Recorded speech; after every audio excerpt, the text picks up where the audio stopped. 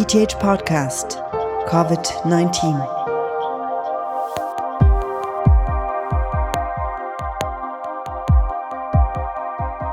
Hi everyone, I hope you're okay. Due to the coronavirus pandemic, the ETH Podcast has a series of talks for you concerning different aspects of how to cope with the situation and what studying and researching look like these days.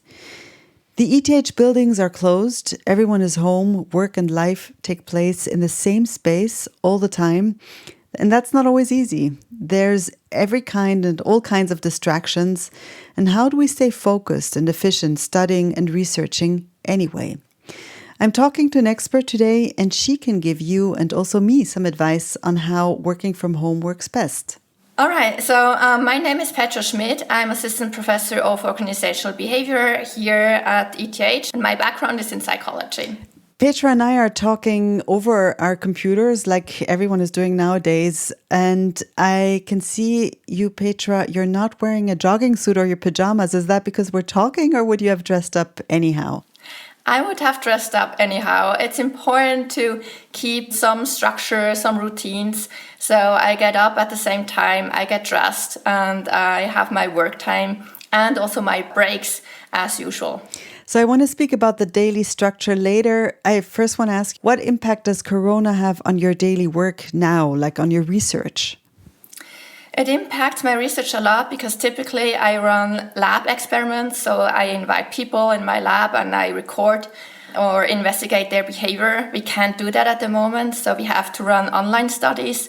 But also there we have challenges. People are not in the normal mindset, so they think a lot about this coronavirus. They might feel threatened and anxious, so this affects them and their behavior. So right now we try to change some of our topics into topics that are related to the current situation. Can you give us an example? So right now we're planning a study in which we investigate how different types of feedback affect how people respond to it in terms of motivation and focus when they are in the home office. And then with my PhD student, Robin Willard, we are investigating how lack of control may affect feelings of anxiety and what the consequences are, and that in the current context of the virus. So the consequences might be the buying of a lot of toilet paper, for example, or buying spaghetti and all kinds of foods that we can keep for a long time? Exactly. That is a compensatory behavior that we might do to regain the sense of control. So yeah, that might be one explanation for that. To keep control of our day and of our work, what makes sense for daily structure other than getting dressed in the morning and having the alarm clock go off at the same time as usual? I suggest doing a to-do list, a list for every day, and then to really tick off what you've already done. And in the evening, to basically stop the working time to set up a new to-do list for the next day. Why is it important to do a to-do list? How, in what sense does that help us? This to-do list may help us structure the day, but also it helps us stay efficient and to not stop work before we have actually done something. What do you suggest not to get distracted while we're trying to work on our to-do list? During work time, I try to really empty my desk, so only work-relevant things are on my desk. I also try to not watch the news during work time and to also define times where I answer like texts from my friends and families. Then actually when I still am on the screen but not working, I actually put my laptop with me to the sofa and I have this chat from there.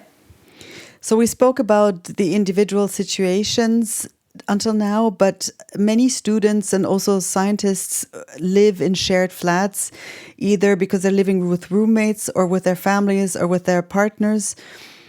I don't want to speak about people with children because that again is a whole different situation with little children, but for students who live in shared apartments, what do you suggest? How can they keep their working routine going?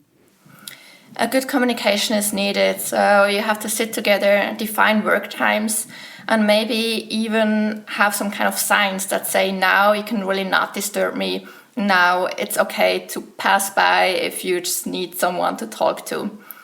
So we have times where we really have to concentrate, where it's absolutely not possible that someone comes in and disturbs us. And other times where we might be more flexible and we can be there for our roommates that maybe just really need someone to chat. And how can we stay sane and not kill each other after days of being in the same room? We have to define boundaries. So sometimes we maybe want to be alone in our bedrooms, and we have to communicate that. Then sometimes maybe there's a common kitchen where we can meet and share our anxieties. Also the good things that happened during our days. We have to be open with each other about what we need right now. So we have to help the other person, but also let other people help us. And that's why it's important to let them know what we need. So regarding efficiency, I know for myself that I'm more efficient in my office than at home. And it can enlarge the stress right now that I know I'm not as focused and I'm not as efficient. What do you suggest to your coworkers and students these days regarding efficiency? Like, is it okay not to be as efficient as usually?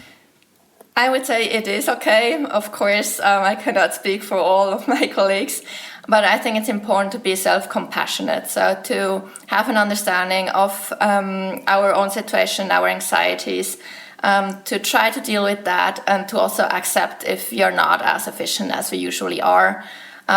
For supervisors, it's also important to check in with their PhD students, postdocs, ask them what they need, maybe help them set things up so that they can be more efficient, but also accept if at the moment they just can't.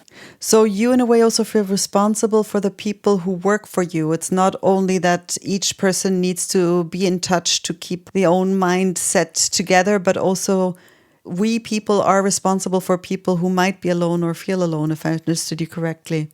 Yes, I think that's definitely the case. We have to take responsibilities for the other people in our team, especially in academia. Some people are not so connected to their families because they live in different countries, or they may be afraid because they do not know how their families are doing right now. So we need to be in contact with them and see how they're doing and try to help them. In a nutshell, to summarize, what does it take to work from home efficiently these days? I would say structure, self-discipline, and good communication still with the team and with the supervisor. Thank you for talking to us, Petra Schmid. Thanks for listening. My name is Jennifer Kakshuri. Thies Wachter's Audio Story Lab produced this episode together with sound designer Luki Fretz and me. Take care and stay home.